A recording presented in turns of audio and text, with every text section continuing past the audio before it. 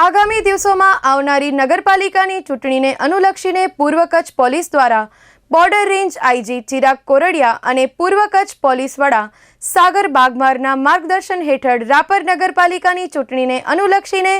Rapar, Adesar, Khadir, Balasar, Gagodar police દ્વારા રાપર શહેરમાં જુદી જુદી જગ્યાએ કોમ્બિંગ હાથ ધરવામાં આવ્યું હતું, જેમાં શહેરના દેના બેંક ચોક, આથમણા નાકા, પ્રાગપર ચોકડી, અયોધ્યાપુરી, ત્રંબો 3 રસ્તા, ગુરુકુળ સહિતના વિસ્તારમાં ખાનગી વાહનો અને શહેરના દરેક વિસ્તારમાં કોમ્બિંગ હાથ ધરી ચેકિંગની કામગીરી કરવામાં આવી હતી, જેમાં Rapar PI JB Bubadiya, Khadir PI MN Dave, Adesar PI JM Vada, Gagodar PI VL સેગલ,